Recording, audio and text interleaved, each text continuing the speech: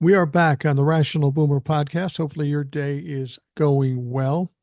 It is, what is it, Thursday?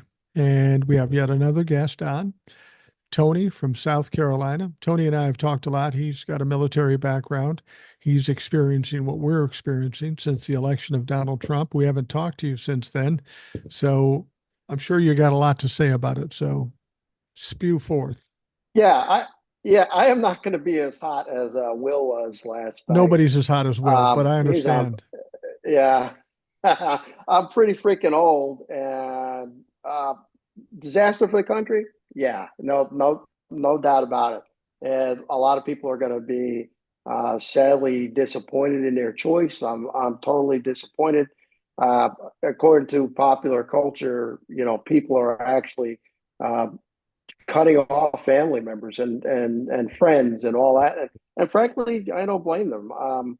My son is in the army. I thought he was going to vote for Trump, but I found out last night that he did not vote at all, which I prefer that than him voting for President Trump. That's for sure. That's for sure. I Right. do have some other people that I know, and I'm trying to make a decision whether I want to cut them off or not, but I'm probably not going to do that.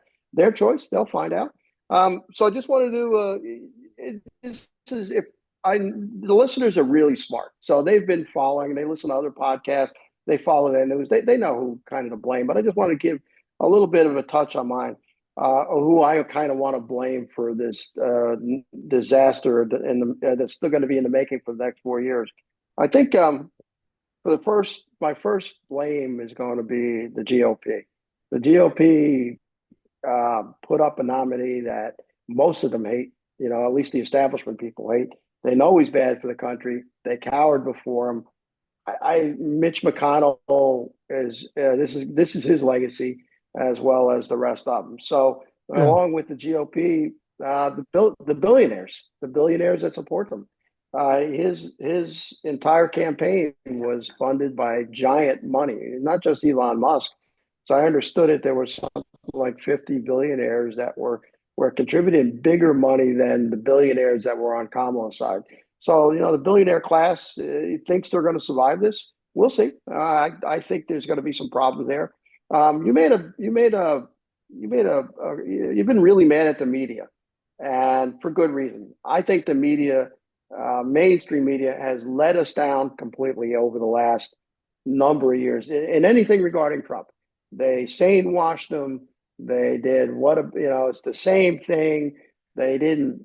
They should have taken a side. I think that when you listen to MSNBC, which you and I both listen to, I think there were some people on there that were sounding the alarm, but they didn't sound it loud enough. And personally, now that the election's over, when I listen to, say, Morning Joe and that, it's like, well, you Democrats sort of screwed up, but here's the situation.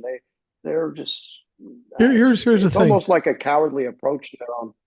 Since November 5th, I vowed not to watch mainstream media news, CNN, MSNBC, none of them. And I have not. I have not watched them. And apparently, a lot of people are feeling that way because Yeah. MSNBC, particularly, has lost a quarter of its audience. In October, they had 1.1 million viewers every day. Now it's more like 750,000. That's hitting them in the pocketbook. And that's what we can do. We can take away their power by taking away their bottom line. And, my point is with the media, if they misled us or manipulated us and I'm not blaming anybody because we thought Kamala would win and she didn't. I'm blaming, like you say, the normalization of what Donald Trump does, the attacking of Kamala on Kamala and Biden, and just letting Donald Trump go free because he's good TV. I think they are complicit in Donald Trump becoming president the first time and in the second time, and they continue to stir shit in this country. And because of that, I refuse to watch them anymore. Yeah, I'm with you. I haven't watched. I don't think I've watched maybe a couple of minutes of Morning Joe a couple of days ago, but I saw a young lady on TikTok, and she did a much better job than I do in explaining they're tired. They got wound up. They got put all their emotional energy into this election, and the media was the one who fostered that. And now it's over, and they're exhausted. So True. particularly with African Americans, they're kind of just done. I mean, they are completely done. And I'll talk about them in a second. But the media has been a big disservice. But look who owns it. Yeah. It's all the same people that Billionaires. own the media. It's all the rich billionaires. So they put guard posts on and guardrails on what their talent can say, and they determine what's gonna come out to the general audience. Like I've said to you many times since I've been on the show a bunch of times, I get my news from TikTok, and this is exactly why we'll probably see TikTok go away. TikTok was, I think, instrumental in helping with this election, but because it is not controlled by the mainstream media, it's either going to be corralled and controlled, or it's going to go away. It's one or the other. It's already going away, I believe, in Canada, I think. So you're not going to see you on TikTok and some of the other content providers. I got to blame Biden and I got to blame Merrick Garland. If they had started the legal process 2 years earlier, like they should have, he would not have been the nominee at all. No. And it's that old mentality that they both share.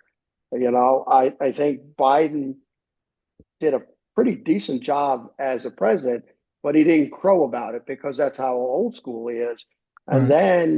then, he made a promise of being a one-term president, and he didn't do that. And so he really didn't give a chance for at least a primary to happen. And I think if a primary, maybe Kamala would have won, maybe she would have. But we would have might have had more choices. And I think that the people out there would have been able to see more alternatives. So I'm not sure she would have survived the primary. She's the one person I don't blame on this. I don't blame her. No. I think she ran a brilliant campaign. I don't blame her campaign. But I do blame Biden and I do blame Merrick Garland.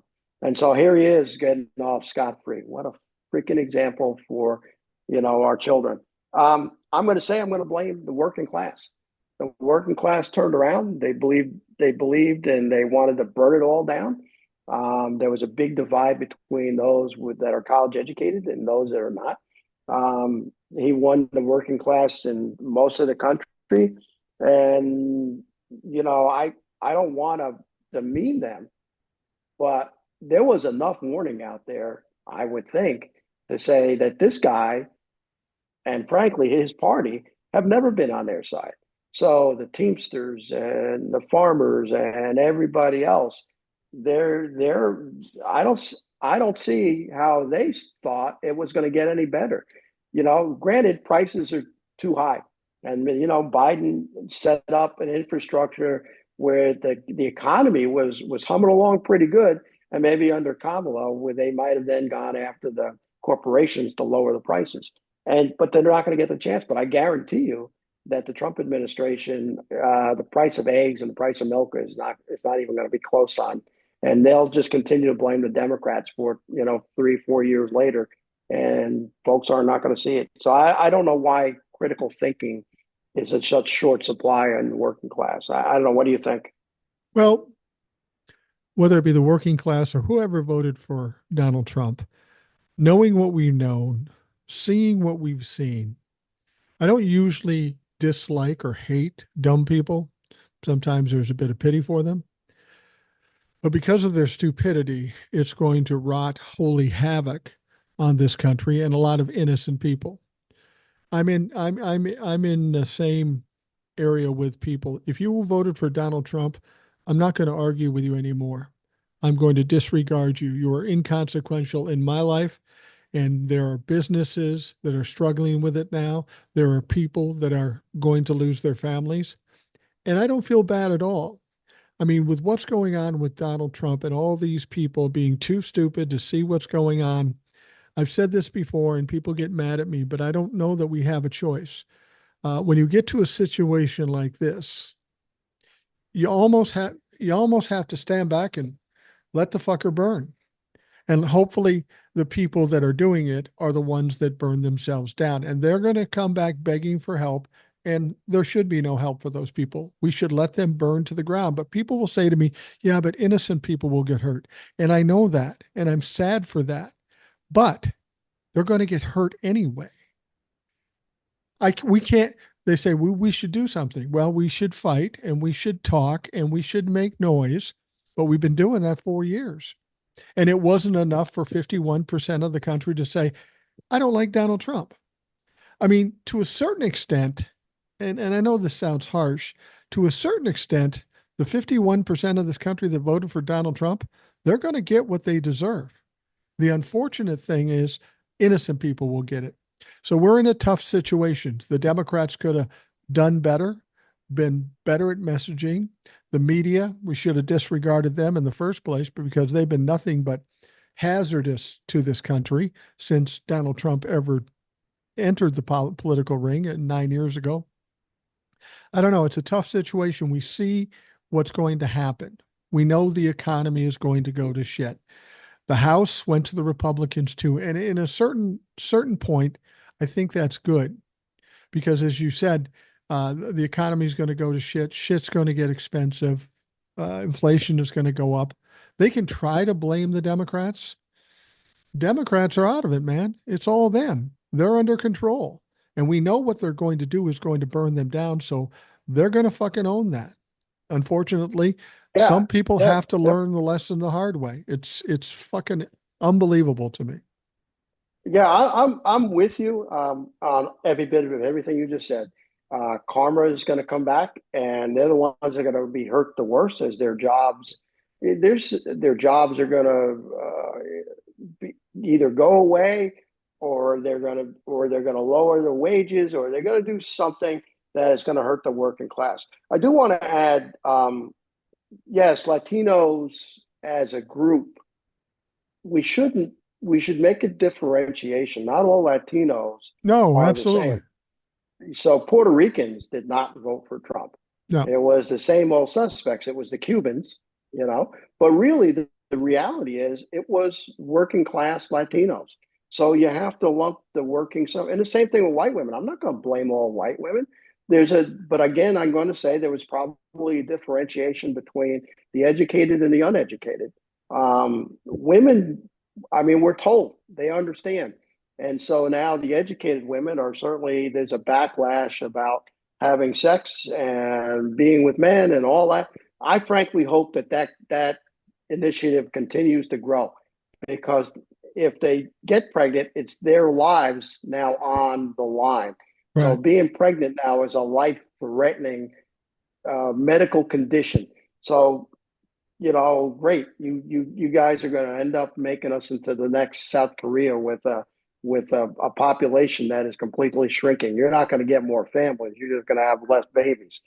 Right. So the working class was a big letdown. I'm going to say I'm really disappointed in Democrats, and I am too. and I and I don't mean the Democrat establishment. I thought they were in lockstep behind Kamala. I think they fought. They've been fighting. They've been saying the right things. I think this was probably the most aggressive the last few years that I've ever seen them. I'm proud of them. But the Democrats, that didn't show. I mean, there were millions of them, and I am not going to sit here and do a conspiracy theory and say that the numbers don't add up. It doesn't matter at this point. Nobody's really investigating. They might do some recounts, but nothing's going to change as far as I can tell. So the Democrats voted in less numbers, and it's a shame.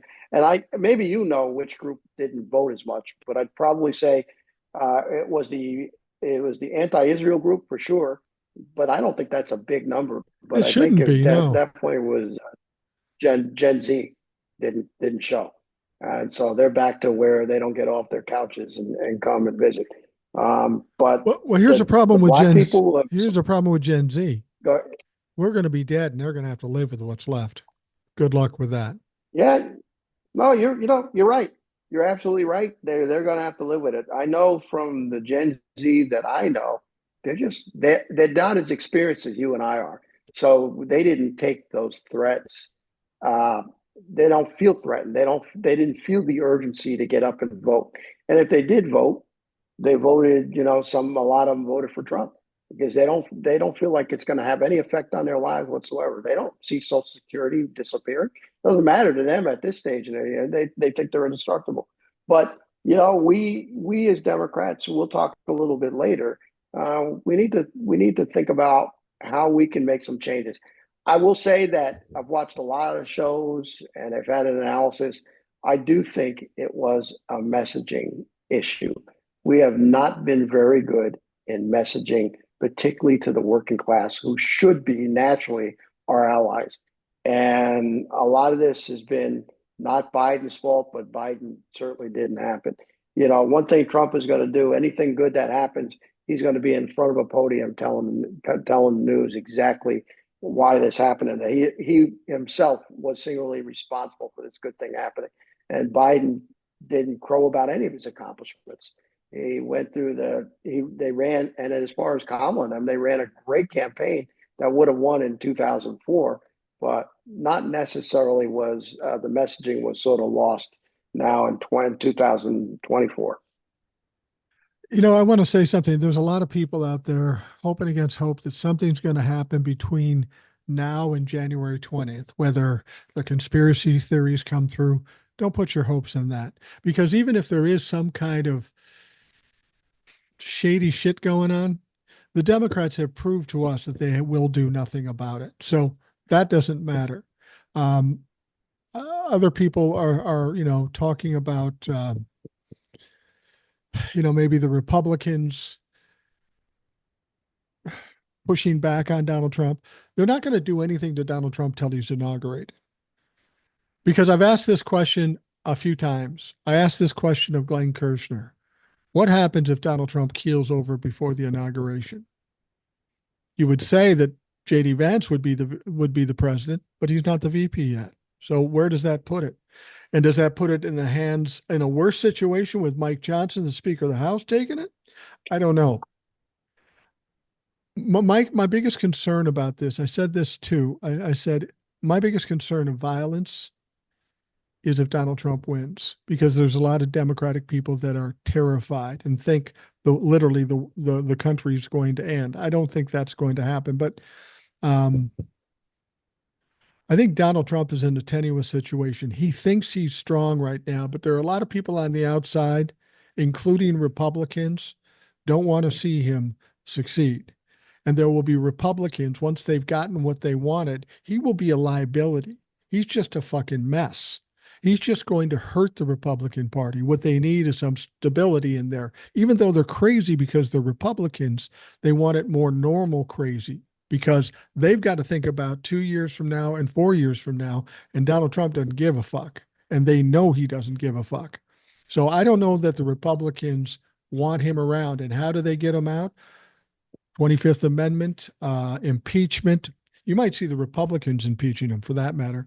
Or, it could be something more violent, because I think people are at that level right now. There aren't groups of people in the Democratic Party that are going to attack anything, but there are pockets of people that are truly angry. There are people in other countries that are very angry and scared.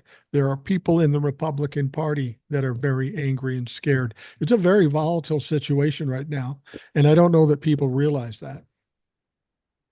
Yeah, it's volatile. I personally don't think he's going to make it through his 4 years. I don't think he's healthy No, enough, to be no. honest. But as far as pushback from the Republicans, if they do push back, it's going to be quiet. I think with the new leadership in the Senate, um, I think McConnell is still there. I think they're going to want to protect their Senate prerogatives and don't want to be completely pushed around by Donald Trump. They know that rounding up millions and millions of people and putting them in concentration camps is not a good thing. Not good They're already optics. thinking about, yeah, they're already thinking 2 years down the road. And frankly, this election was close. It wasn't. It's not a mandate. No, So 2 years from now, it easily could turn. It has done this in the past. It's been flip flopping back and forth between midterms and the national elections. So I think they understand that. I think the powers behind them understand that, and they're probably preparing for it. So yeah, rounding up millions of people and all the stories that are going to come out of that, concentration camps across the country, people being denaturalized from their citizenship, maybe citizens being rounded up inadvertently. it's going to be it's definitely not going to be good optics, and it's certainly going to hurt the billionaires that run all those businesses that depend on that kind of labor. So, and that's just that one thing. And then when we talk about the tariffs, I don't think we're going. I think we're going to see tariffs on China, but maybe not tariffs on Canada or Mexico or Germany and those things. I think tariffs are going to be select.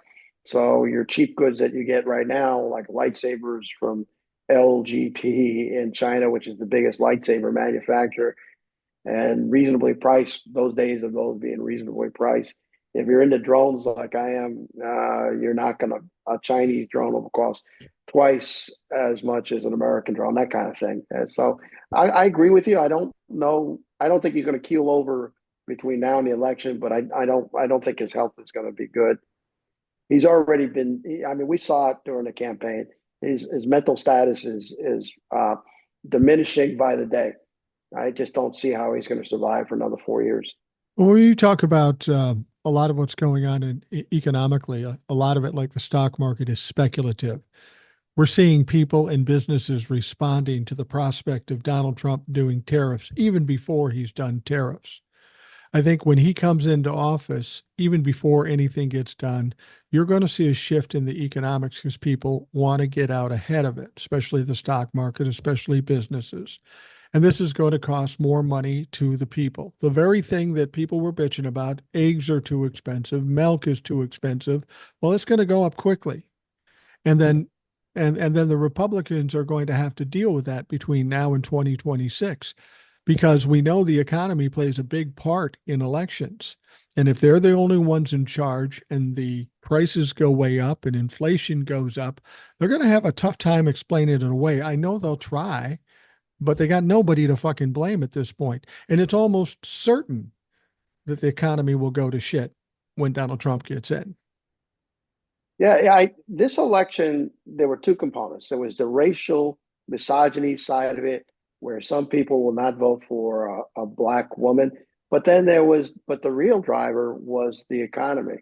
So every interview that I've seen by whatever network was doing it, it was all about the economy. Yes, things are too expensive. We want to try Donald Trump, knowing what he was. They still want to try Donald Trump because the memories are too short to remember that he almost bankrupted this country before, and it's gonna be even worse this time. Right. So the silver lining is 2 years from now. The silver lining is that there will be noise made by the Democrats. The silver lining is that there's starting to be unity among the Democratic governors on how to fight. And we can talk about that a little bit more. So I I'm angry. I'm disappointed, but I'm kind of getting over it, and saying, okay, what's the next What's step? the next thing? Yeah. And and it might be a good time to look at it since we're talking about the economy. It might be a good time to look at his nominations right now if you're up for it. Yeah. I just want to say something about the economy before we do that. Yes, yes, Um, sir. Yes, sir. this this situation should be a red flag for Republicans and Democrats. For all intents and purposes, this economy is good. The stock market is good. Interest rates are coming down. The GDP is good. So why can somebody say the economy's bad? And they believe that. Well, it's because they're the economy's good, but for who? People with money in the stock market, people who have money, people are rich. The economy's good. But we've got young kids that can't earn enough to rent a fucking apartment. The bottom line is the people in this country are still struggling, but the rich are saying, hey, this is a great economy. And it is a great economy, but it doesn't trickle down to the people in this country and they still struggle.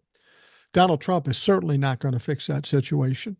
But if the Democrats truly want to do something, they've got to make sure they message properly, they're loud and proud about it, and they actually do something. But here's the thing, the Democrats aren't going to have any opportunity to do anything between now and 2026 unless something crazy happens.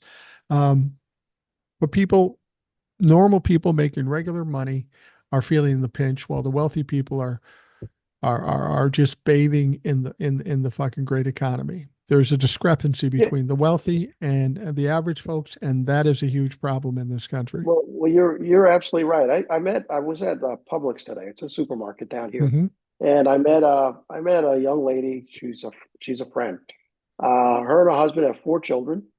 They're both in their 30s, and they live in a mill house. So where I live in Aiken, there used to be all these mills, and where they were fabric type mills, and of course they went up. They went overseas. Right, So there's these tiny mill houses that are just a step above a single wide trailer. I mean, very tiny. And she's paying $1,400 a month in right, rent for right, this little mill house. And I'm thinking, oh my God, and you go to Olive Garden, and who's sitting in Olive Garden on it's elderly people with a little bit of discretionary income, but you don't see the families in there, so across the board people are just teetering on a razor blade. Fall one way, they're one medical disaster away from being bankrupt. Our car repair is expensive. Everything is expensive, and I think that's probably where the maybe Kamala sort of failed. She had plans, um, but because of the danger of Donald Trump, the message got too diluted, and they needed to address the common concerns of regular people. And so, yeah, it's all great. Yes, we have to talk about abortion. She got killed. She got killed on the anti-trans commercial that ran at every football game.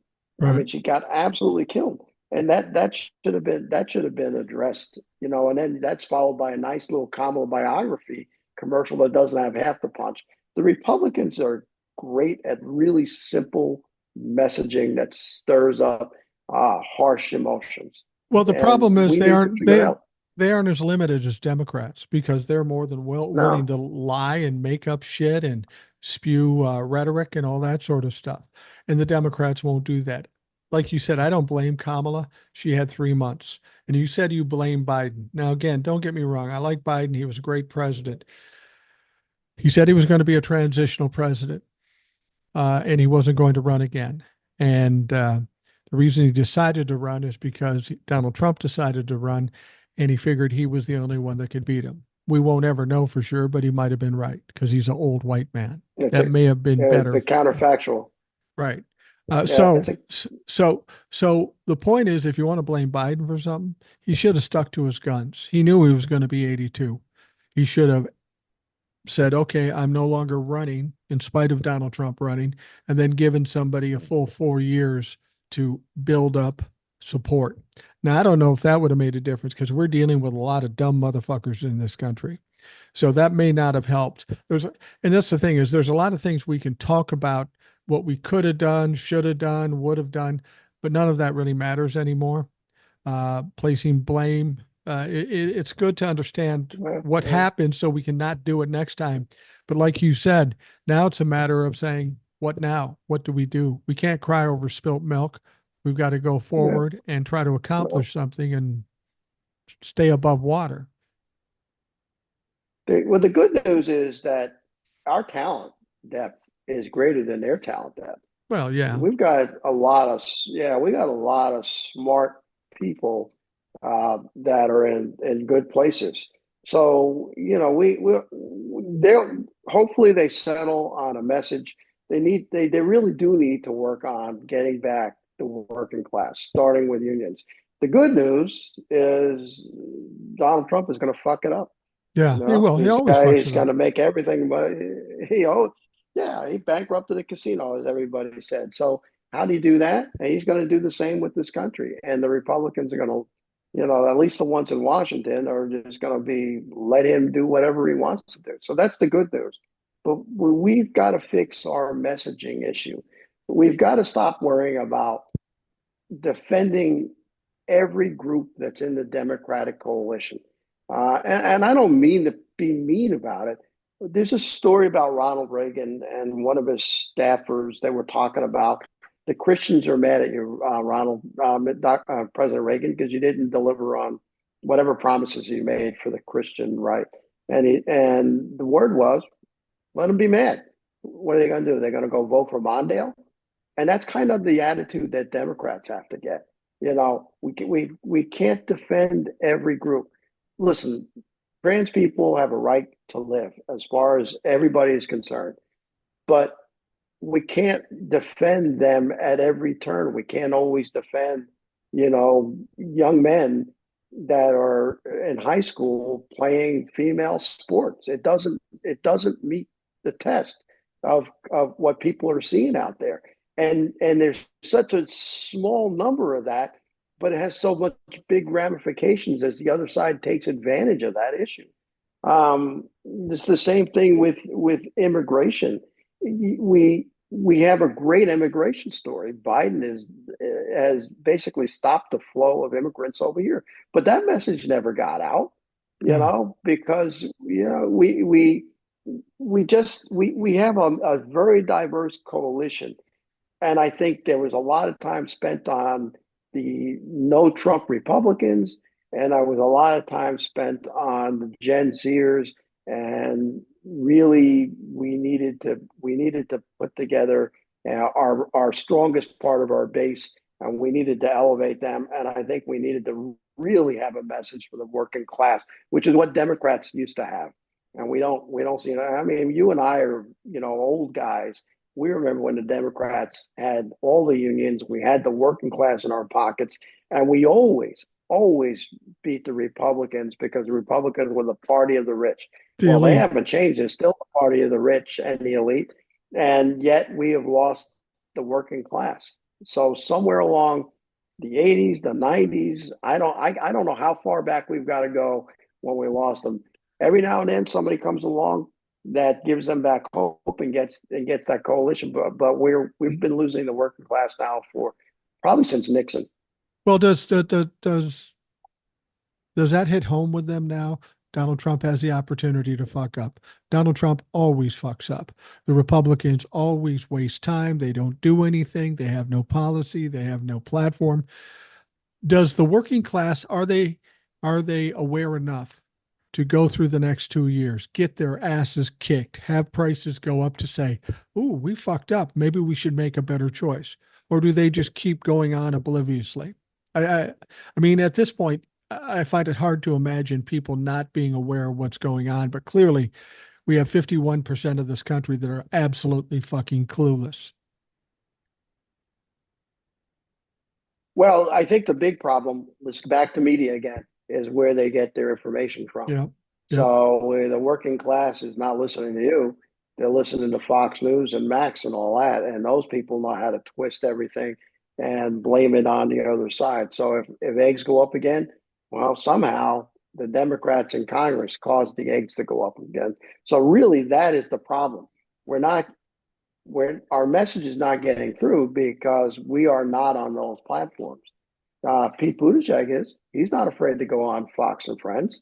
And so maybe we need to have really smart, sharp people with the right messaging show up on those platforms, get themselves invited and get on there and actually put some ideas in the heads of the working class, because they're not listening to Joe Scarborough. They're not listening to you. They're not listening to Midas Touch. It's all of us that are educated, that are smart about the politics, but we don't need to be convinced. We are not the people who caused this election.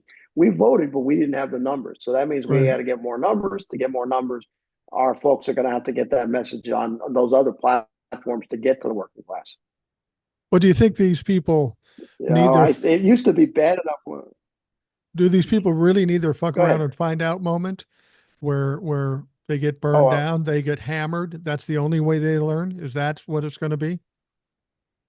I think that they do need that, but I'm not positive that they will associate the blame with the proper people who caused the pain, if that makes sense. Yeah, but if the I'll be happy. I Go ahead. Well, who else do they have? If there is no Democrats in power, they can try to pawn it off on the Democrats. But how? Well, I was going to say, how can anybody legitimately see that way? But of course, we got 51% of this country that don't see anything. So, yeah, maybe you're right. Well, and Maybe it's that's a the lost thing. cause. They're a lost They cause. don't, yeah, they don't understand civics. They just, when I listen to the interviews, I go, my God, you don't know anything at all about the political system, who's in power, who's not in power. All you know is that it's too expensive for you and you got to blame somebody. So there's a president, we can blame him. And they did blame him. And unfortunately, Kamala was tied to it. The answer that she gave on The View, where she basically said, I wouldn't change anything that Biden did, that was a giant mistake. And I understand why she did. She was loyal to President Biden, but She's she required didn't to. cause the separation. Yeah, she didn't do the separation she needed to do for her own political view. So if Biden gets the blame, if the Democrats are in power, well, now 2 years from now, the Republicans will be in power. We should be able to split off enough of them and still retain our own base to make a difference in local races and in Congress. So, and at that point, where we can get back the House, or at least the House, we should be able to, stop more bad stuff from happening, short of him giving executive orders, and that's it. What about the But yeah, what I about listen. I'm frustrated like you are. the far left people? What about the young people? What about the Arab Americans that voted against Joe Biden because they called him Genocide Joe? They thought they'd have a better lot with Donald Trump, and now we know what's going to happen. These people were crying for the people of Gaza, the Palestinians. Donald Trump is going to allow Bibi Netanyahu to do whatever the fuck he wants. He made Mike Huckabee kind of a war hawk, the ambassador to Israel. And then he made Marco Rubio the Secretary of State, and he was asked flat out. He says, "Are you going to ask for a ceasefire?" And he categorically walked up to the camera and said, "No, we need to wipe out all of Hamas." So what that means is they're going to wipe out Hamas, which is fine, but in the process, the collateral damage will be the Palestinians in Gaza. That will be fucking cleared out. There'll be a bunch of hotels and stuff in the Gaza Strip. And you people that voted against Donald Trump, you motherfuckers have blood on your hands. I Does that give them any sense? I'm actually madder at them than I am at the working class people. I To am be too. honest, they Yeah. they made some kind of decision not to vote for Biden, and then a lot of them are tremendously educated. Lots of master's levels and then college educated with bachelor degree. I mean, they made an they. I don't understand their decision. It was pretty obvious that if Trump got in office, it was going to be far worse for people in Gaza. So I'm actually madder at them because they had the capacity to understand and know better than the working class folks who just work every day and don't pay attention to anything. So yeah, as far as I'm concerned, karma is going to come back to them, and I can't care. Bottom line is I You can't can't. care. I'm You sorry, but know, I can't. The thing about it is the far left, and Will went off on Bernie Sanders. I like Bernie Sanders for a lot of things, but he's 100 too, so go away. We don't need any more old people running this situation. But these far yeah, left people are a lot like the far right people. I want what I want now, and if I don't get it, I'm going to fucking pout. I'm going to vote against what makes sense and burn the fucking place down because I'm a fucking spoiled little brat. Well, you spoiled little brats are going to kill a lot of people, the people you claim you wanted to save. And I hope you suffer through that mightily because that pisses me off. They basically put a death warrant on all those people in Gaza. Those innocent they did. Palestinian folks, they signed a death warrant for them, and they were trying to tell us we're trying to save them.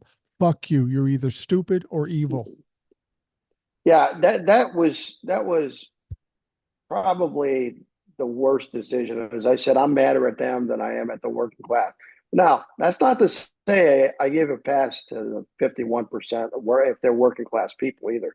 No. At some point, you have to have some sense of how this country runs, and you can't be that selfish that you take down an entire country because you're pissed off at the price of things and not understand that it's just going to get far worse from you. You know, I've looked at this list of nominations. This is a clown show. This is nothing that is going to help the average person when you look at the list of people he's nominated for the various offices. Our water is going to be dirtier. Prices are going to go up. We're not going to be safer defense wise. I have no idea what's going to happen in Ukraine. So it's frustrating. This election was probably the most frustrating election in my lifetime because it was very winnable. It should have been won. And people that we depended upon, particularly the far left, they really let us down. And they let us down before too. They let us down in 2016. That's how we got elected the first time. It was really close in certain states. And they let us down by voting third party, and now they've done it to us again. So I don't know what else to say. I don't want to be as angry as Will. I want to concentrate on the future. I want to look at the people he puts in office, knowing that it's going to be a horror show. And I'm hoping that 4 years from now we can put together a stronger coalition. But I think people are really burned out, pissed off, and they're starting to tune out completely. I think it's going to be hard in 2 years to put together a coalition to take back the House. I think it's going to be really difficult in 4 years unless we get somebody that we can rally behind. And as much as I like people, the only person I don't see anybody that can do like an Obama level, bring in a coalition that works like that. I don't see it, except for Mrs. Obama. If Michelle were to run, she's probably the only person I know who could put together a very exciting coalition. I will say that as we got towards the close end of the race, that all these stars that came out within the last month to 2 weeks, I didn't think that was helpful at all. Oh no, it was not I helpful. think, yeah, I looked at that and I said, that is the brothers and the young men, the bros they are not going to be happy to see basically this giant female coalition that they're already pissed off at ladies and now it was looked like nothing but women all the way through. It was not a good image. Even though she had 30,000 people at the ellipse, it just sounded like 30,000 women to people on the other side. Well, that's the thing about this. Kamala did everything she could possibly do. She had a short time to do it.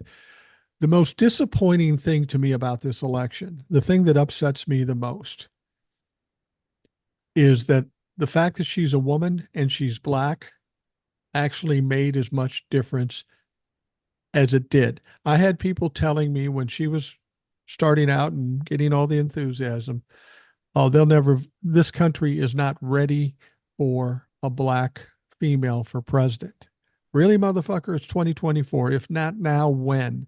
What the fuck are you talking about? Who's not ready for it? And I didn't want to believe that. I didn't want to think that this country was that backward to even consider that, especially when she's going up against the absolute worst candidate in the history of this country.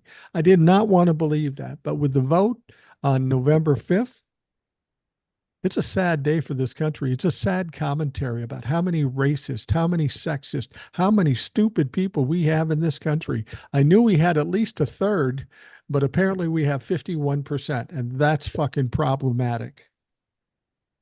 It's a big problem. And all I would say to people in the audience is that you're kind of on your own. If you're waiting for a party to save you, you're kind of on your own. I mean, there's a reason for people to become independents. I think you're an independent, but there's no independent party, and so you have to either vote for a Democrat or you have to vote for a Republican. I wish the independents would choose and pick a side.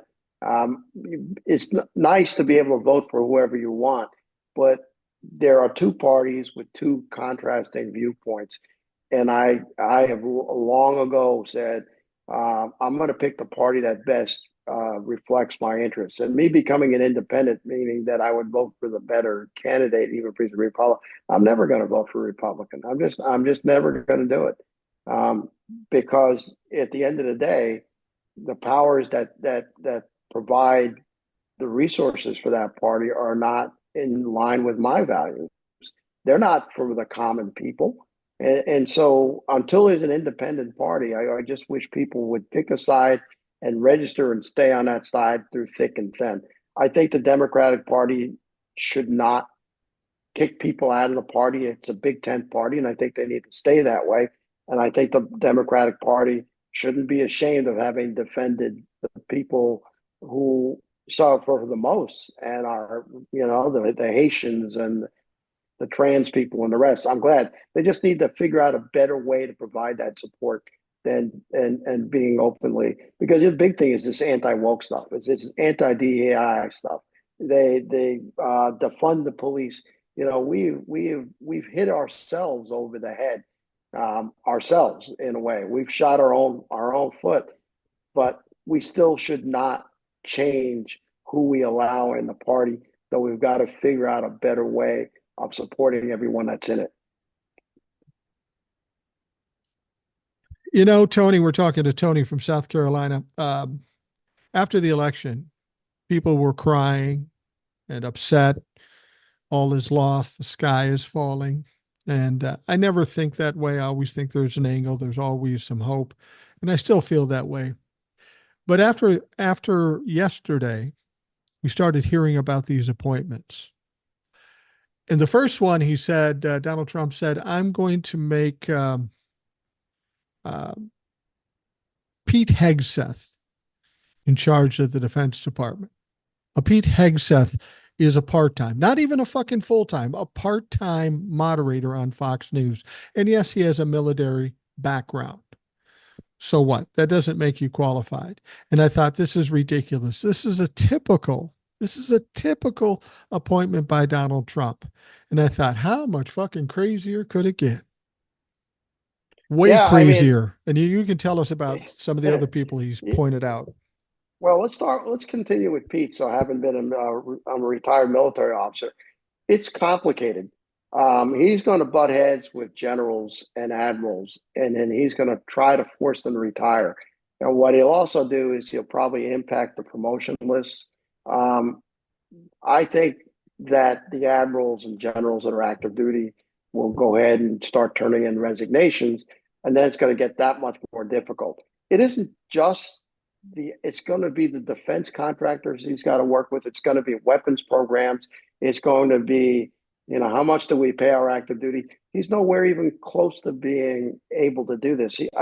I'm not sure what he did in the military, but I think he was an enlisted guy who retired. But even if he was an officer, what difference does it make? I'm an officer. I couldn't run the military. It's big. It's complicated. It takes decades to gain the kind of experience that you need running a massive organization like that. And then on top of that, Trump's going to say, fire this one or fire that one. And he's going to have to go through it. What if he gives him an order to the march on women, and he gives an order for the military to intervene with the march on women? Well, they can't do that. That's an illegal order. What if, which is likely to happen, the National Guard in Massachusetts will not round up illegal immigrants. So now he sends the National Guard from, say, South Carolina up to do that for him in Massachusetts. That is something that the SecDef is going to be involved in. The SecDef is one of three members who makes decisions on warfare. He just doesn't have the experience with it. So the National Command Authority, which he's a part of, is going to have somebody in there who has not a clue on how to do this, and it is not a job that you learn while you're doing it. It just isn't. He doesn't know who the players are. He has no idea where the influences are. He doesn't see where the other interagency working groups, like with the Central Intelligence and state and their armed groups. He doesn't see working with Homeland Defense. He doesn't understand anything. So he's a bad pick. Let's go to what I think is probably not going to pass through, and I think the Senate is going to go ahead and draw a line, and that's Matt Gaetz. as AG. Matt as Attorney General, correct. First of all, we got one pedophile working for another pedophile, one rapist working for another rapist. And he quit today, so he quit Congress. So they were already down one Republican Do congressman, you know why and he he had quit? just won Do you know why he quit? ethics, I think. Yeah, some people think, well, he's going to be attorney general, so he just quit. No, the ethics committee was going to come out with a report on him on Friday, and I don't know if it's true or not, but he's under the understanding if he's not in Congress anymore, they don't have jurisdiction over him, so they can't release it. I have a feeling that's going to get released, a leak or something. It's going to come out, especially, and the Republicans are going to fucking probably do it because they're losing their minds over this too. They hate this guy. Yeah. Within an hour, Susan Collins and McCursky from Alaska came out against the nomination. That's within 1 hour. Yeah, I doubt that he's going to be confirmed. And I think, to be honest, I think the Trump and his transition team know he's not going to be confirmed. It was a favor that he owed him. He'll put his nomination up, and then he'll pull his nomination, and when it looks unlikely to go through, and then he'll put somebody in just as bad as Matt Gaetz, but without the public baggage. Tulsi Gabbard's an interesting one, director of national intelligence. So we have an unintelligent person going to be the director of national intelligence. Absolutely no experience in this. For those that don't know, the director of national intelligence is the person who takes from all the intelligence, all the three-letter intelligence services, combines it, and then provides information and recommendations to the president of the United States. That position didn't exist 30 years ago. So that's a Mm. relatively new position. So there's more than it's the CIA. So there's the Defense Intelligence Agency, National Security Agency, all of those.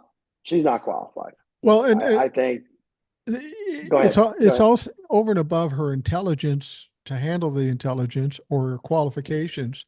There's another thing to consider is that this is part of the wholesale sellout to the Russians by Donald Trump. I mean, Tulsi Gabbard was in 2016, Hillary Clinton said she was a Russian asset. Okay. Now, the only reason I take that any seriously at all is because it turns out everything that Hillary Clinton said in 2016 about Donald Trump, every fucking bit of it was real. And if anybody knew something on the inside, it would have been Hillary Clinton. So now we've got a Russian asset running the intelligence. We've got Donald Trump, who thinks he's best buddies with Vladimir Putin, but he fucked around and found out because he went to him and said, "Hey, you're not going to accelerate in in Ukraine. And by the way, we've got all these guns in Europe." How do you think Vladimir took that? He said, "Fuck you." He puts out pictures of his wife nude. He puts out memes of him walking him on a dog leash. His second comes out and says, "Hey, we did you a solid. Now you owe us one." Vladimir Putin has made Donald Trump his bitch. And the real telling thing here, Mr. Tough Guy hadn't said a fucking word. Donald No, Trump is a pussy ass bitch. this is worth staying on for a minute. So he promised that he could end the war, and 24 old hours. demented guy made the phone call, and Putin's not going to listen to him. If anything, he's going to double down on his attacks in Ukraine. As far as I mean, they're losing thousands of men per day, and now even the North Korean 10,000 that went over there, they're losing people as well. So I'm hoping. I've read that maybe Germany issued an ultimatum to Putin about the war and said this needs to stop. And if it doesn't stop, we're going to start providing more specialized long range weapons to the Ukrainians. Listen, the European Union, the European nations, they're going to have to rescue Ukraine because it's not going to come from the United States. They're going to have No. to provide the money, the funds, the weapons. And if they can send some mercenaries over to help the Ukrainian military is exhausted. They've been fighting for a couple of years now. They are tired, and the Russians still have tons and tons of manpower to throw at it, and they're doing old school World War One tactics. So yeah, but your point is well made. Putin doesn't give a shit what Trump can talk as big as he wants to, and you're right. We haven't heard word one about him in Ukraine since the election. Right. And somebody needs to ask that question of Donald Trump, because that's the one thing that upset narcissists more than anything. Hey, Vlad is making you his bitch. He's talking shit and showing pictures of your wife. He's making you look like a fool. He's suggesting that you sold out to him and you owe him something. What do you have to say to Vladimir Putin? And I still say he I won't wish say you. a fucking thing. He's gutless. I wish you were the guy asking the question. To I be do honest, too. I do too. just the way you did right now. Ask that question. Don't filter it or anything else. It is just absolutely. I don't think anyone's going to ask him. To be honest with you, I think we will see. We will see that certain amount of press will not be allowed at the White House. When we look at the press pool, it's not going to look like the press pool that was under any other president. I suspect ABC, NBC, CBS, and a host of others will have their press badges taken away from them, and then it's going to be some podcasters on the right, and it'll also be Fox News and Max and others like that, and they're the only ones that are going to be in that press box. Do you think one of the reasons he's got these goofy fucks as a potential appointees is that there are reasonable or serious candidates that don't want to wade into this? Because all the people that did in 2016, they either got in trouble, they got fired, they look like fools. I mean, unless you're nuts like he is, and I'm a Republican, I don't want to be on Donald Trump's staff because you know he's going to fuck it up. And this time he might fuck it up big. I don't think anybody serious wants to be on his staff. I totally agree. I think he's going to have a hard time finding anybody of any kind of quality to be on his staff. So that thereby the clown show. And so it's great that he's looking for loyalty, and this laundry list that I've written down is pretty freaking loyal. But that doesn't mean that they have the ability to manage the organizations that they've been put in charge of. So, and Pat, the Attorney General, it's not going to be Matt Gaetz. It'll be somebody else, and I bet you he'll probably take what's her name from Florida, Judge Eileen Cannon, and maybe make her the Attorney General. Yeah, but can she's not she doing that even well make in it? Florida. Can she even get approved? Yeah, she's already gone through the nomination process to be where she is right now. So I think she can be approved. Wow. Even though we all hate her, I don't know that we could defeat her in committee, to be honest. So then you go down the list, and we talked about Marco Rubio. There is a portrait of cowardice right there. Little Marco, and I bet you he still calls him Little Marco. Behind his back or to his face, Secretary of State. He's the only one that I've seen on this list that's reasonable for the position that he's going in. So, And that's I think, questionable at best because he's a weak ass yeah, piece of he's shit. weak. You're right. He's weak. He's right. He bent the knee. Anybody that bent the knee in a public setting like this should not be in charge of the Central Intelligence Agency or anything else to do that. So, but that's what he wants. He wants somebody that's subservient, and that's Marco. Christy Nolan is an interesting one for Homeland. She's a governor of a state, so she's managed, a big organization. But what does she know about the 20 or 22 organizations that are in Homeland? What does she know about the Coast Guard, or the DEA or any of those others? She's not going to know anything. She's just in there because she's an anti-immigration hawk. Yeah. I don't think she's qualified for the position. I don't think she's bright enough. But what she is, she's a cold, stone, heartless woman. I'm just going to say woman. I'm not going to use the other word. I will, bitch. And that's what he wants. Yeah, that's what he wants. Anybody can kill cricket. Certainly going to have no problems putting people in concentration camps. So I don't know. It's so far it's a disaster. Marco Rubio is the only one that is reasonably acceptable. Then you go down to John Ratcliffe for the CIA. He was the director of national intelligence before, so he's done the job before. But he was a Trump I humping guess. piece of shit too. Yeah, yeah. I don't know much about him. He was in Congress. If he's on this list, then he's no good. Yeah. But yeah, at least he's done the job. You got at the EPA another congressman, Lee Zedlin, Zeldin, and Zeldin. another That's Trump a humping bad piece of choice. shit. Yeah. That is a bad choice. He's voted for against clean air.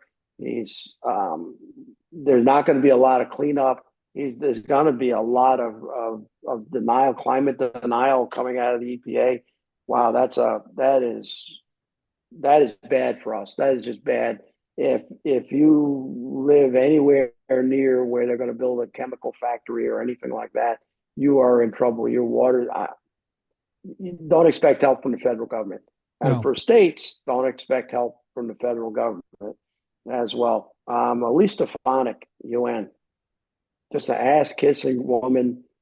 I guess. I mean, if Nikki Haley could do the UN, I guess this one could do the UN, and she's just going to the UN representative is not that important No. in my honor. I've never seen UN representative on either party make a difference at the UN. They go to No. vote, they vote the way the president wants them to vote. They have no power. He's just rewarding her. Susie Wiley. Wiles, Wiles. Yeah. for a chief of staff. I actually think that's a good choice. He won the election. She was the campaign manager.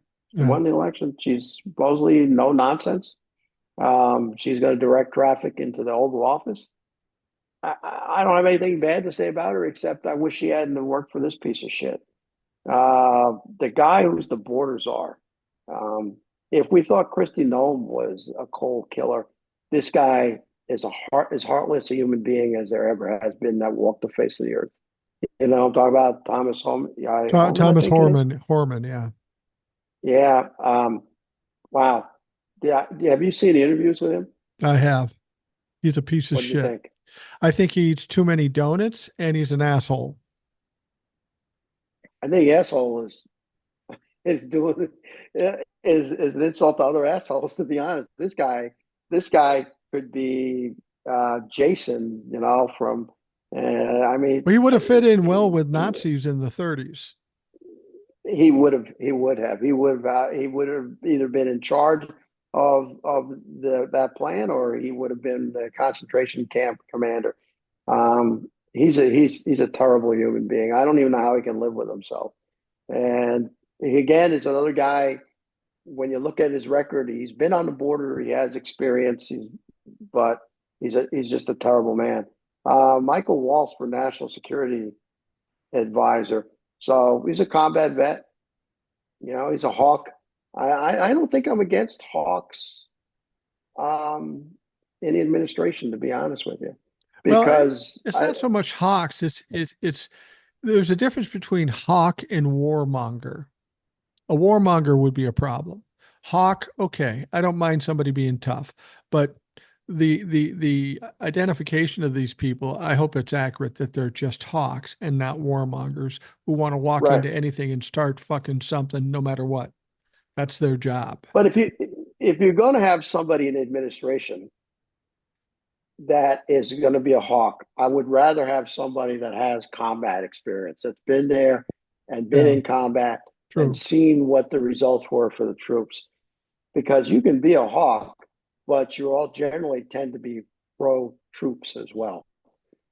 So they don't want to expend the bodies of American soldiers and sailors and guardsmen for something that is not worth it. So I'm not totally against this. I don't think he's going to last long because Trump is going to want to do something like invade Sweden, and this guy is going to say, "No, we can't invade Sweden." And then he goes, "Well, you're gone," and they'll replace him with some idiot that has no experience whatsoever. More than likely, with someone like him, if there's an invasion of Taiwan, the Hawks, Rubio, Waltz, um, would probably recommend going against China and defending Taiwan. They may not defend Ukraine because they may think that's a European problem. But I think when it comes to being tough on China, I don't necessarily think that's a bad thing. The Chinese have been very aggressive in their neck of the woods. Right. And American national security interests have been to try to push them back. So we're building bases out there. I don't think this is a bad choice. White House counsel is Bill McGinley. I hear he's a piece of shit too. Yeah. He's a pro-Trumper. He's going to be Trump's lawyer. It's just that simple. What do you think about the Musk or Ramaswamy or whatever his name is Ramaswamy. thing with the Department of Government Efficiency? What do you think of that? Well, I've looked into it, and what do they call this? The Department of Government Efficiency. Government efficiency. I will tell you this: it does not exist. It never existed, and it probably won't ever exist. Donald Trump just can't designate a department. It has to go through an entire congressional thing. So he Right. basically is appointing to people with somebody to something where there's no authority. They may advise Donald Trump on what to do, That's right. but that That's office right. is non-existent, and it's not likely that it would That's right. become existent. I don't know if he's just trying to patronize Elon Musk and Ramaswamy, or just try to. You see, the thing is with Donald Trump, what we've learned about him over the 4 years he was president, the 4 years he wasn't president, there is no substance to this guy. Everything is performative. That's He's right. a fucking show pony. He's not a horse racer. He's not a runner. He's a show pony. And he'll do things and say things knowing they're wrong or they aren't going to work, just to create that narrative. So when he does some of these things like he's doing now before he's being elected, I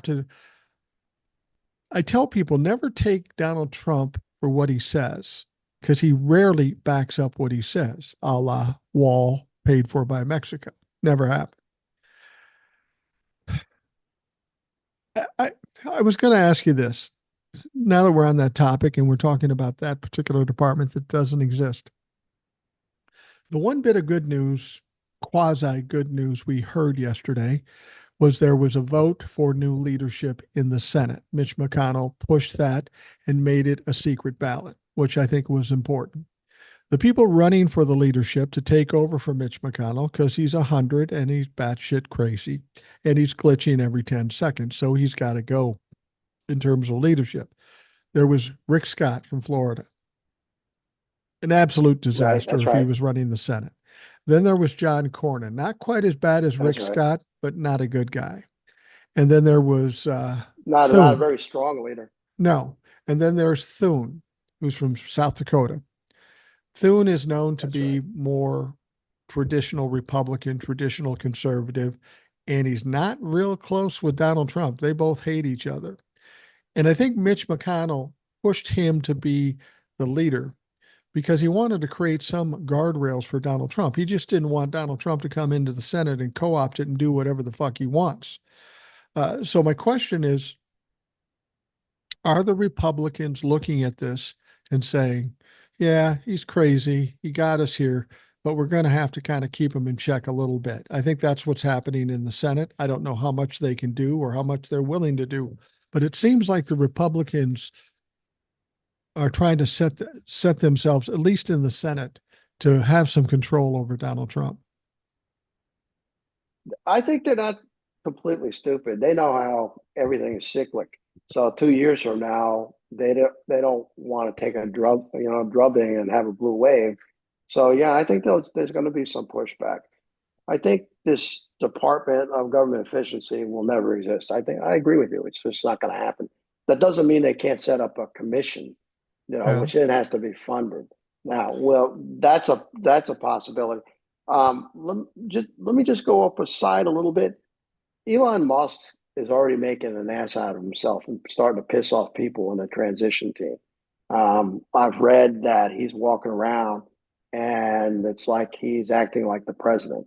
Yeah. I don't think. I think the bromance between him and Trump is going to be short lived. Trump is going to dump him really quickly. And one thing about Trump, when he dumps you, he dumps you. So I hope he does dump him. And then I hope all the contracts that his businesses have with the federal government somehow disappear. Well, Listen, it, I think it, it was brilliant to start SpaceX. I think SpaceX has been great. But if they were to remove SpaceX as a contractor for the government, I'd be perfectly happy. I would never own a Tesla product, no, and I think there's going to be a backlash. There's already starting to be a backlash against these cars because the people that buy those are us. They're progressives that believe in a better environment. They're not your working class people, that's for sure. So the answer is I think there's going to be some pushback. I think it's going to be carefully calculated. I think Trump is going to at some point, call for the government to be shut down, working with his allies over some stupid thing like the wall or something else. And I don't know that the Republicans will go along with it. no, I don't think so. I mean, that's a stupid thing. Here's what I understand about narcissists based on my father and some others that I've noticed. They have friends for a time, but at every occasion, there is a dust up between Donald Trump or a narcissist and their friends. They never keep friends. And if you don't believe me, take a look at everybody that was in his administration in 2016. How many of those fuckers supported him in 2024? Nobody. Donald Trump will burn every bridge he has. And that's part of the reason why he's maybe suggesting hiring these goofballs. But Musk is too much of a narcissist himself. Two narcissists cannot coexist because both of them No, think they are the no. best. And that won't last long. That just won't last long. Ramaswamy is probably a narcissist too, but he's a kiss ass. But he's weak. I mean, he couldn't win in the fucking primaries. He's nobody. He literally is nobody. Okay. He really is nobody. And I think that's why they teamed them up together. Yeah. Because I don't think they had the transition team had any plan for these two guys whatsoever, other than to publicly thank them for the help during the election.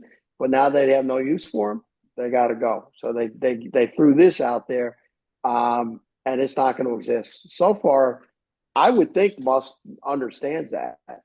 Um, I would think, but Musk is pretty stupid in his own right. Being a narcissist, he probably thinks this is a great thing where he can make a difference. He'll be gone in a month. Yeah, that's the one thing people I'm surprised are missing that support Donald Trump, whether they voted for him or whether they support him in Congress or whatever. This election and this term that he had will be dramatically different than 2016. And here's why. In 2016, he wanted to get reelected. He wanted to get some things done. So he put up with some shit. When he goes into office, he doesn't give a fuck about the voters anymore because they're not worth anything to him anymore. Anybody around him, they're not worth anything to them anymore. Donald Trump's going to do exactly what he wants. And when he does that, there is going to be some dust ups between Republicans and Donald Trump. But Donald Trump doesn't care. He thinks he's a king. He's got nothing to lose. So he's going to shit on and burn every bridge he fucking possibly has because that's just what narcissists do. Well, I totally agree with you. I mean, I think he's going to play twice as much golf Yeah, as he did the first time, and he's going to let people. He wants the title, he wants the adoration. right. He doesn't want to. He doesn't really want to put the work into it. No, of course He'll not. he'll sit up at late at night. I don't even think his wife is even going to move into the White House. To be honest with you, I think Melania, if she does, she'll be forced to go kicking and screaming. But I don't think she wants anything to do with it. So I think you're right.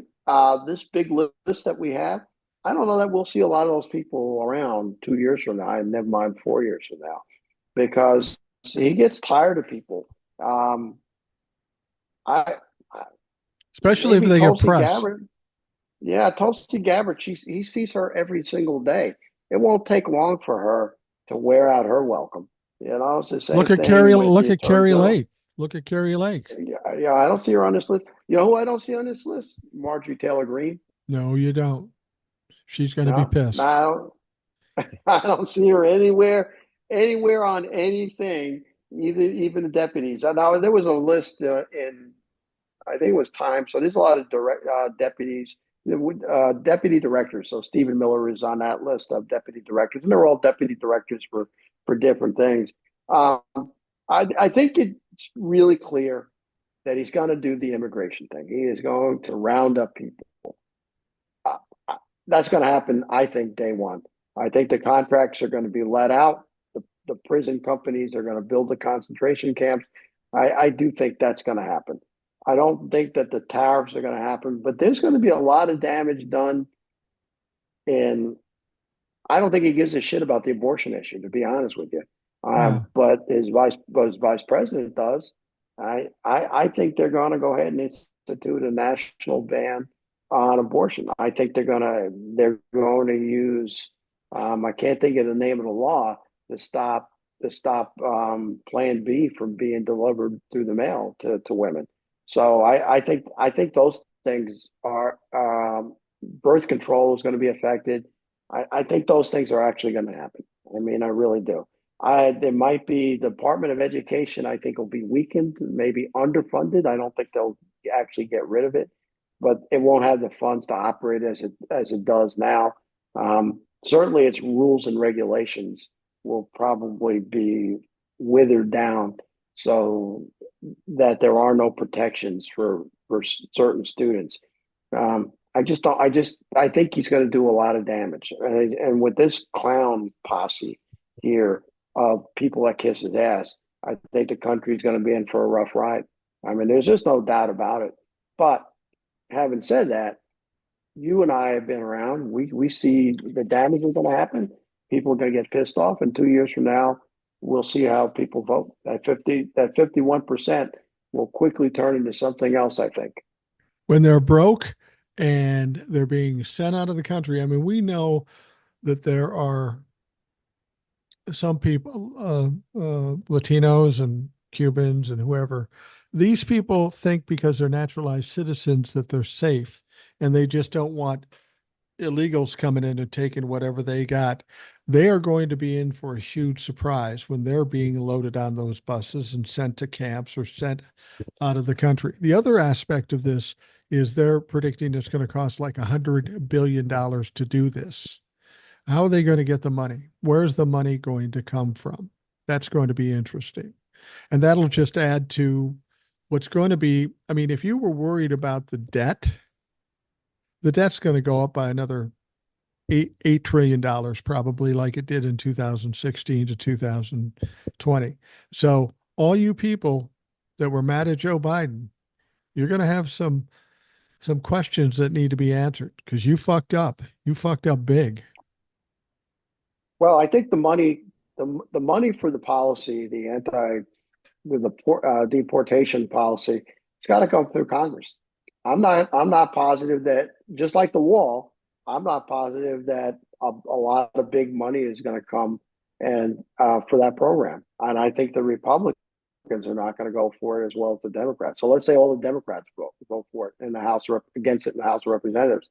Well, there's 202, I think, and there's 200 and going to be like 220 Republicans. Well, you need 218 to pass something. So, 4, 5, 6, 7, 10 Republicans not voting for money for the deportation or building concentration camps, and that'll be the end of it. I think he's going to scream, he's going to yell up and down. There's a lot of mainstream politicians that are in both the House of Representatives and the Senate who have to run for election. And they're not, everybody's not in a safe district. I mean, there were a lot of close races, and they got to come up in 2 years. I find it hard to believe that the only thing that's going to happen is deportation and tariffs, and that's tough to run on. So I don't know that that's going to happen. Well, especially when both of them will fail. I mean, if they are going to start shipping people out by the millions and they're going to have detention camps, this is going to scare a lot of people. A lot of people, even on the far left, that want what they want the way they want it. There's going to be a lot of people hanging their heads and a lot of regret when Gaza goes the way it's going to go. I'm sorry to say that if people are mad at me for saying Gaza is going to get wiped out, everything that we know of Donald Trump, Marco Rubio, and Huckabee tells us they're going to let Benjamin Netanyahu run fucking wild. And that's exactly what he wants to do. So you're going to have to look back and say, oh, we fucked up and we killed thousands of people. Then the economy part of it, they're going to have to explain why prices went up. I know they'll try to blame it on the Democrats, but it's going to be so hard to do. And they know it's going to be hard to do. That's why they didn't shut down the country the last couple of years, because they knew the Republicans would take the heat for it. So I don't know. I think there's going to be a lot of pain for a lot of people between now and 2026. The people who voted for Donald Trump, I hope they suffer mightily. And when they suffer, there'll be no sympathy from me. But I think at the same, no, I'm serious. I hope they fucking suffer. I mean, I've talked to people that voted for Donald Trump and they're teachers. Are you fucking stupid? I hope you're I hope you're out of a job. Or I hope your department, because that if they close down, I don't think they'll close down the Department of Education. But then there is no money for special needs kids, no money. So you either have to not have things for special needs kids, or people are going to have to pay for it. We'll see how they like that. That'll be fucking interesting. Um, Yeah. we're That's why I just say sometimes I think we don't really have a choice but to let it burn. And I hate to Yeah, say that. I'm kind of with you. Let it burn hot. He's going to run the economy, hot. Let it burn for a while. I totally agree with you. The country needs a spanking. It That's all does. I can say. It needs a spanking. And when they see Gaza in worse shape than it's ever been, and Netanyahu running rampant in the Middle East, because it's not the Israelis, it's his own government Right. that's doing this. Um, there's going to be riots in the streets here because the left is going to go up and they're going to be, support the Palestinians. And let's see what happens when the army gets called in on them or something like that. The last time he said, shoot him in the leg. Maybe this time they actually do shoot him in the leg. I don't know. I do know I agree with you. I think we're in for a period of turmoil, but I think the country needs that to wake up. We need a slap in the face.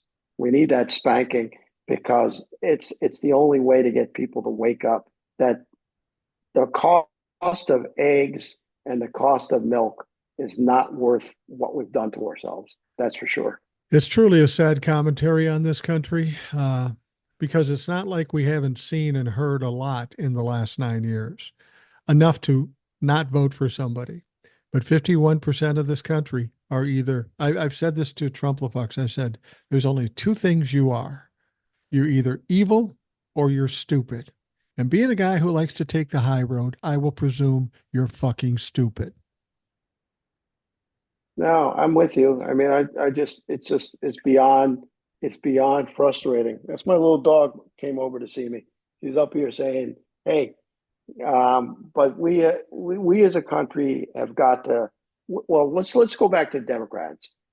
We have got to be prepared for 2 years from now. As I said before, what happens over the next 2 years is going to leave a bad taste in the mouth of Americans, and we need to give them a choice in the next election.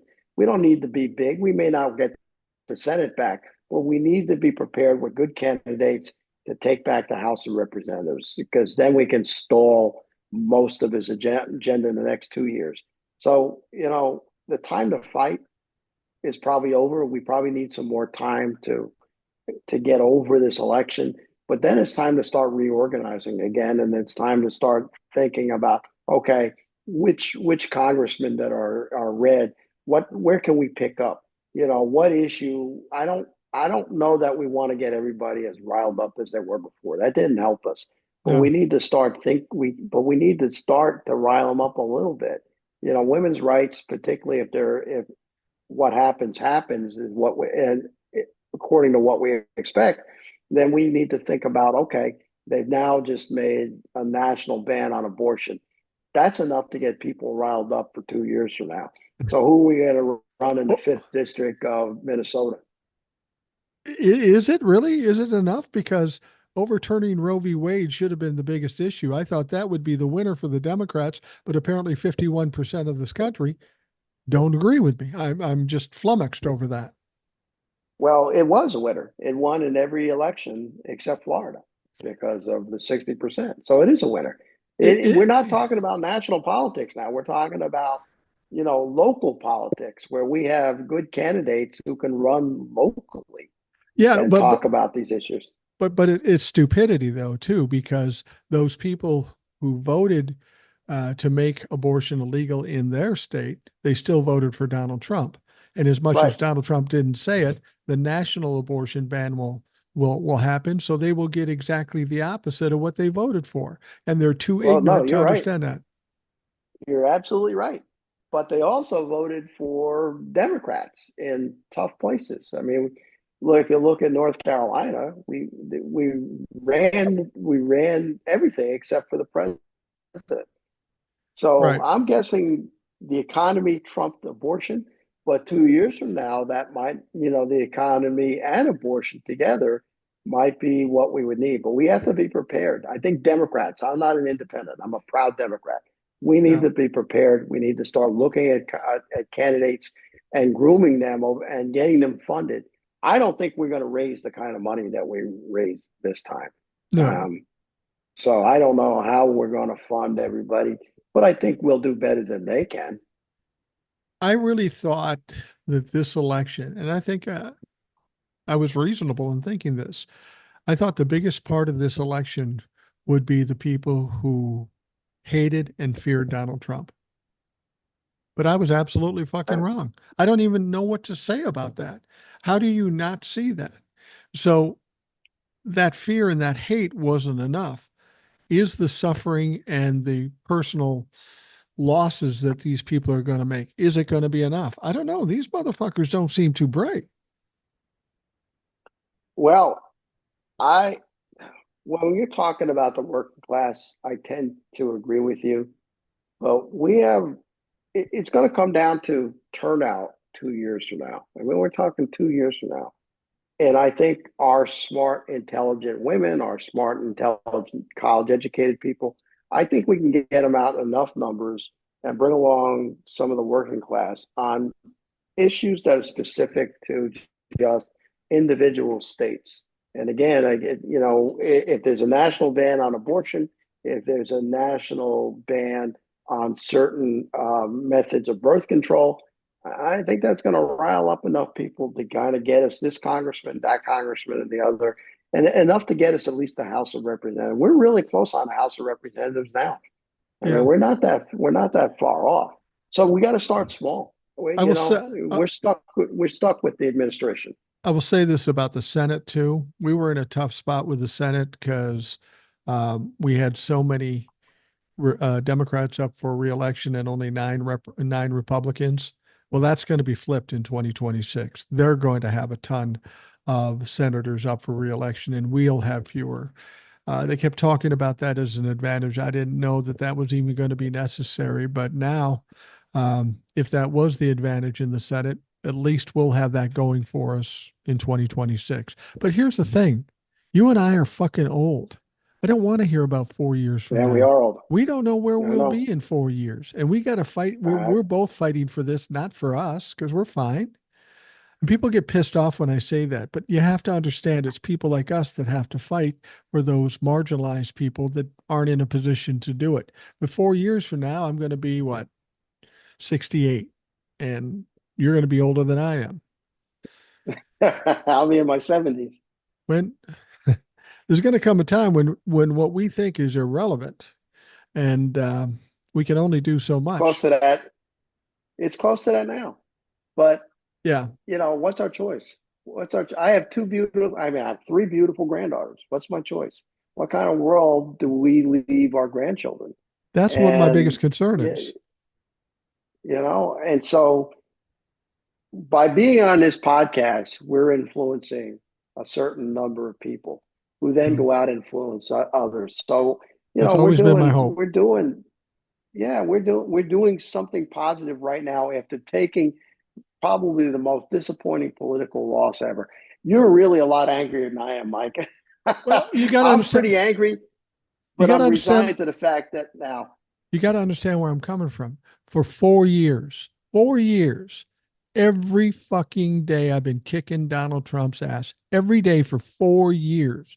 And I come yeah, up to you're right. November 5th and I think, maybe I can slow it down a little bit and start talking about other shit. But then he wins and I'm back on the fucking treadmill again. I'm old. Yeah, I don't want to yeah. do this till I'm 70 kicking Donald Trump's ass. That's why I hope, for all intents, I hope the fucker dies one way or another, because I think that will take a little bit of the problem out of the Republican Party. It won't fix it altogether, but it will take the edge off of it. But it's tiring doing this every day, especially when you do it and then 51% of the country still fucking does stupid shit. You wonder. I mean, I know there's an impact being made by the show and the TikToks and stuff because of the audience that comes, but God damn it, when is it enough? How far do we gotta go? You and I can't be Well, the only ones, and Will and Oaks, yeah. we can't be the only ones to save this country because it ain't enough. I often say you can't help stupid. This is probably one of the most stupid countries in the world. It really The is. problems we have are unique to us as opposed to other industrial nations. We have things that happen to us that don't occur in other places. Right. So and part of the part of the problem, in my view, the biggest problem is the amount of money that the elites put into the political system to keep us divided and fighting. Trump Right. is a Trump is a you know is a symptom of that grand battle between the billionaires and the rest of us. Trump is a billionaire supposedly himself, but he's Yeah. just a symptom. It was only a matter of time where somebody crazy like him was going to appear on the political scene. And now he's brought along an entire movement. He's created a movement that doesn't die with him leaving office. If he died tomorrow, that movement is going to take a while to burn out. Yeah. So, the battle just continues because we owe it to our children, we owe it to our grandchildren. And you have it, your influence makes a giant difference. It's on your, it's tough to carry this on your shoulders. I don't do it, the way you do it. And I don't have a podcast because I don't have the strength to do what you do. But you're important. And yes, you're getting older, but your contribution is that much greater because of the sacrifices that you're making. Yeah. Yeah. Well, I mean, I don't have any choice. I got to do it. I got to see it through no matter what. It would be nice to come on here and talk about pleasant things now and again, but I'm feeling like the next 2 years there's going to be very little pleasantness to talk about.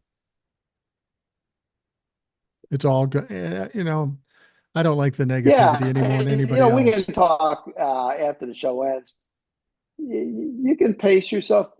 Yeah, you can pay. I mean, as you get older, pace yourself. Find ways to slow it down a little bit to accommodate your old age, if Well, you can do that.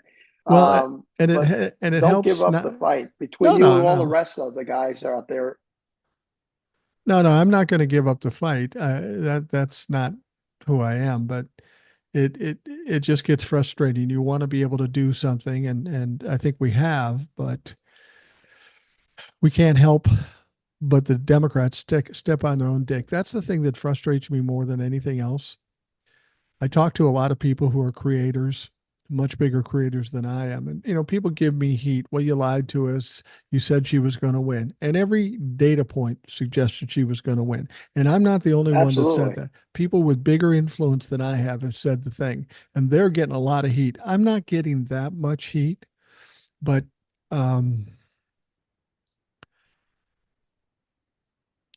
I don't know what to do with the fact that when I look at things, I decide based on logic and facts. Okay.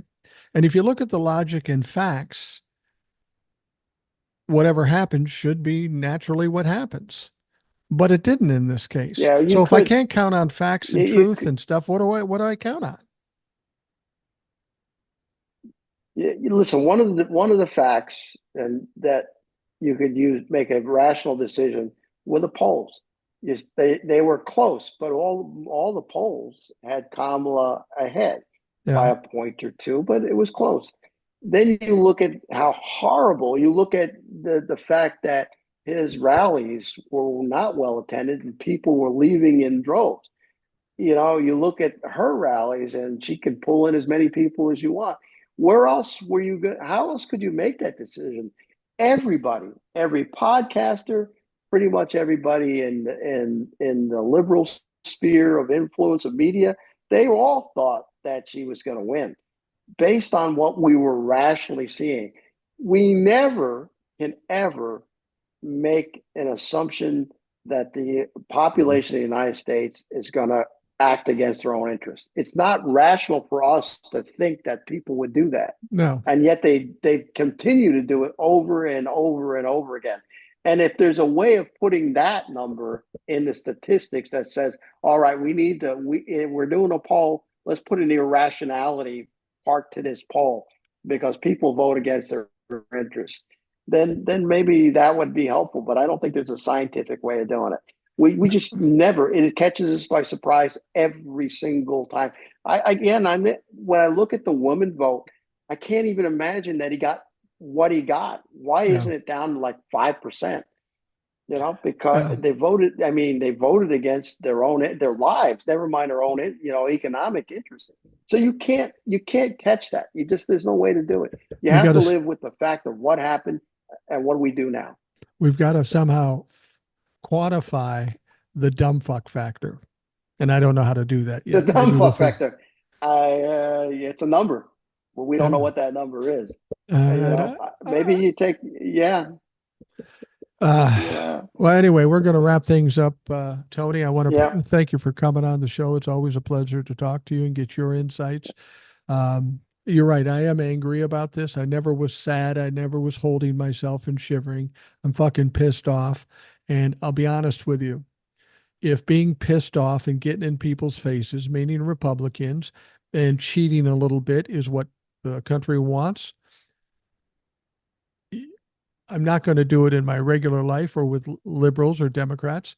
But when I come up against a Republican, I'm going to be a motherfucker. I'm going to be vicious and cruel to them.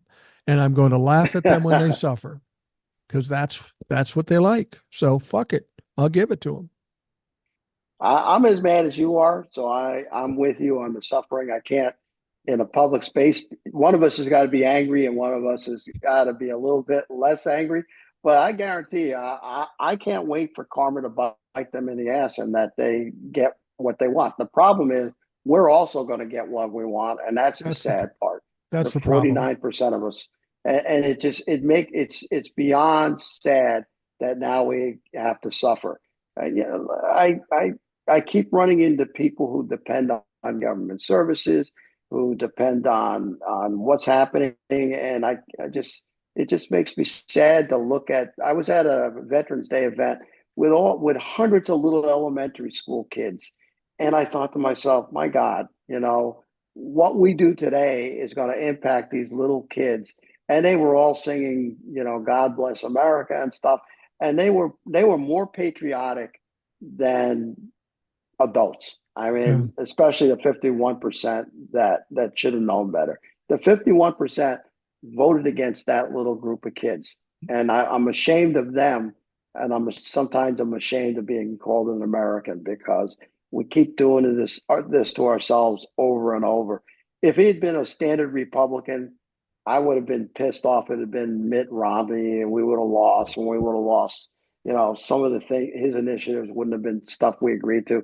But this guy is an absolute, as they say, a chaos agent. He's dangerous, and he could lead us into places where we shouldn't be, like a war or something like that, because of his incompetence. It's a shame that 51% could not see that. And I hope every one of the 40 or 51% suffer mightily I really believe they need, you said they need to be spanked and they need a good whooping. That's what they fucking need. Well, they do, and they're going to get it. Yeah. They're going to get it. Well, Olive Garden probably won't be in business in 4 years. All these other chain restaurants, they probably won't be either. There's less people going to them now than ever went before. Yeah, you go to get a steak dinner, it's $25 for a steak dinner now. You still get Uh, the same old mashed potatoes, but that's what it costs. Who can afford to go eat steak at, I don't know, any one of these places, Outback? I can't, not on a regular basis. no, I can go, I can grill a steak as good as anything I'm going to get in a restaurant for 25 bucks. So fuck them. And 25 bucks for a Exactly. steak in this part of the country, that's cheap if you're in a restaurant. It's Oh costing you wow. more Oh. like 40 or 50 bucks. It's ridiculous. Anyway, Tony, Yeah, yeah. thank you for coming on. We'll have you back on anytime you want. It's always a pleasure to talk to you. Those of you listening, I want to thank you for taking the time. Hope you have a great night, and we're going to talk to you tomorrow. I think Eric's coming in tomorrow, so he'll be pissed off too. We'll talk to you then.